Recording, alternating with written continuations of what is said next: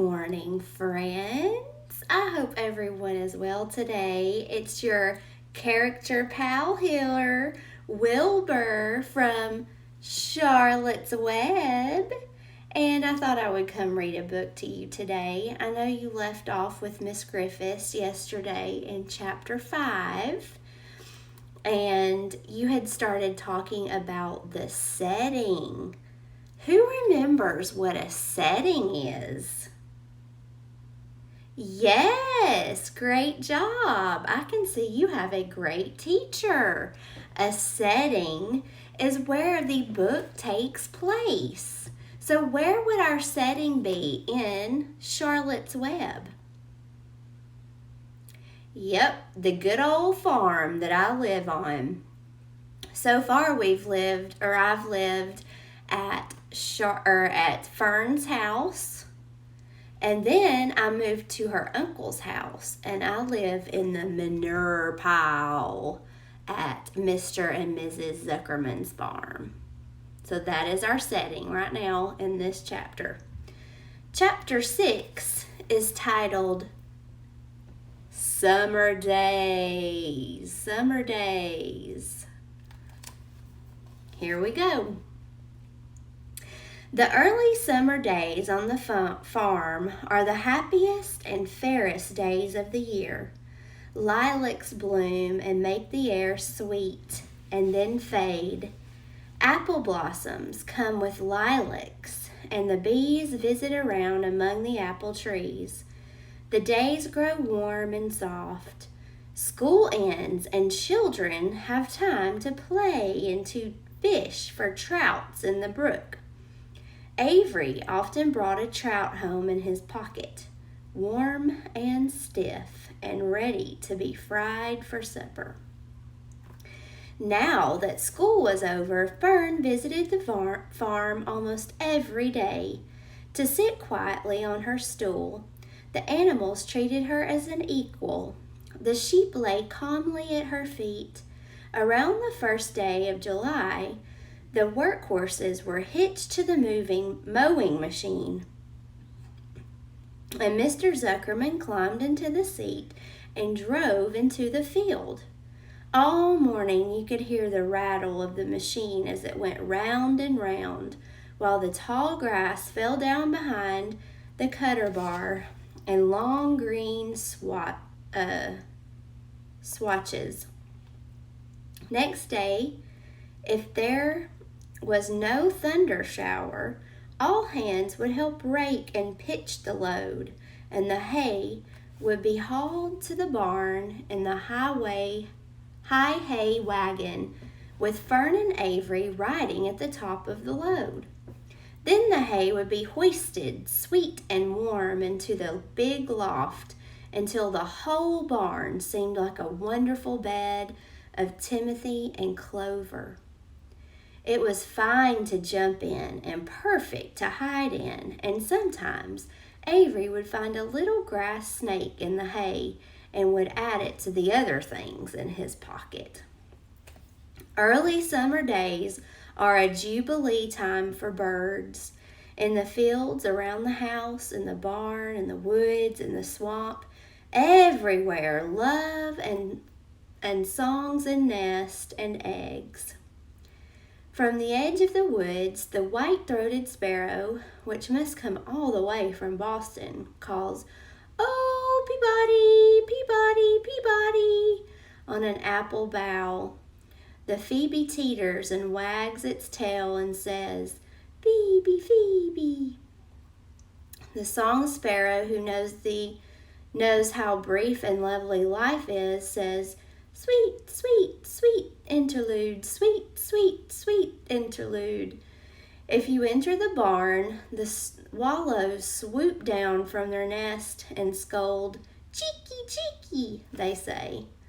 Those are all the kinds of sounds that birds make. It sounds like they're talking to me. It's really cool. In the summer, there are plenty of things for a child to eat and drink and suck and chew. Dandelion stems are full of milk. Clover heads are loaded with nectar, and Frigidaire is full of ice-cold drinks.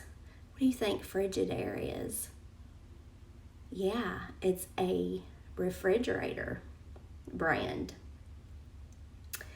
Everywhere you look is life, even the little ball of spit on the weed stalk, if you poke it apart, has a green worm inside of it. And on the underside of the leaf of the potato vine are the bright orange eggs of the potato bug. It was on a day in early summer that the goose eggs hatched. This was an important event in the barn cellar. Fern was there, sitting on her stool when it happened. Except for the goose herself, Charlotte was the first to know that the goslings had at last arrived. The goose knew a day in advance they were coming. She could hear their weak voices calling from inside the egg. She knew that they were in a desperate, cramped position inside the shell and were most anxious to break through and get out. So she sat quite still and talked less than usual. When the first gosling poked its gray-green head through the goose's feathers and looked around, Charlotte spied it and made the announcement. I am sure, she said, that every one of us here will be gratified to learn that after 4 weeks of unremitting effort and patience on the part of our friend the goose, she now has something to show for it. The goslings have arrived. May I offer my sincere congratulations? Thank you, said the goose, nodding and bowing shamelessly. Thank you, said the gander. Congratulations, I shouted. How many goslings are there? I can only see 1. There are 7, said the goose. Fine, said Charlotte. 7 is a lucky number. Luck had nothing to do with it, said the goose. It was good management and hard work. At this point, Templeton showed his nose from the hiding place under my trough. He glanced at Fern and crept cautiously toward the goose, keeping close to the wall. Everyone watched him, for he was not well liked, not trusted. Look, he began in his sharp voice. You say you have 7 goslings? There were 8 eggs. What happened to the other egg? Why didn't it hatch? It's a dud, I guess, said the goose.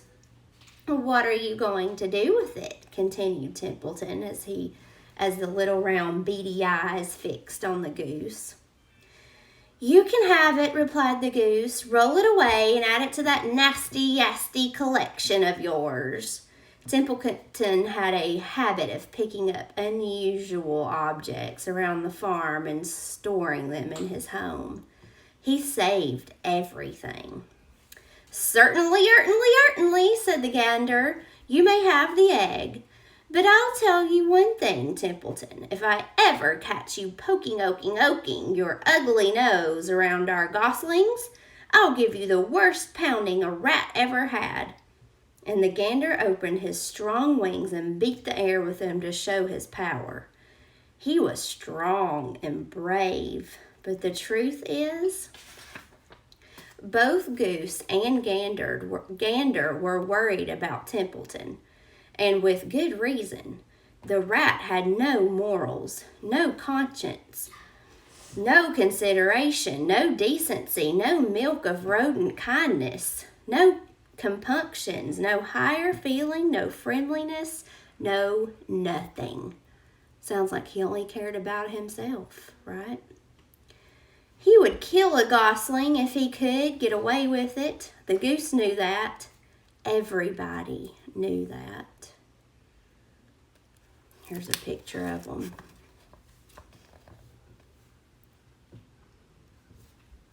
There's Fern and the gander and the goose and Templeton rolling the egg away.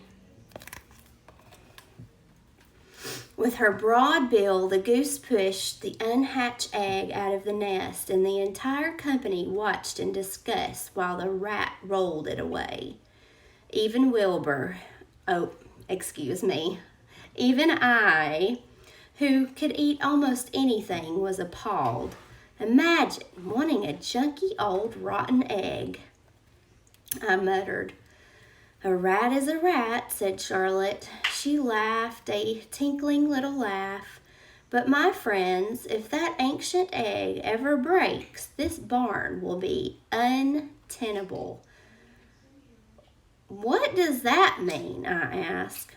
It means nobody will be able to live here on account of the smell. A rotten egg is a regular stink bomb. I won't break it, snarled Templeton. I know what I'm doing. I handle stuff like this all the time. He disappeared into his tunnel, pushing the goose egg in front of him. He pushed and nudged till he succeeded in rolling it to his lair under the trough. That afternoon, when the wind had died down and the barnyard was quiet and warm, the gray goose led her 7 goslings off the nest and out into the world. Mr. Zuckerman spied them when he came with my supper. Well, hello there, he said, smiling all over. Let's see, 1, 2, 3, 4, 5, 6, 7. 7 baby geese. Now, isn't that lovely?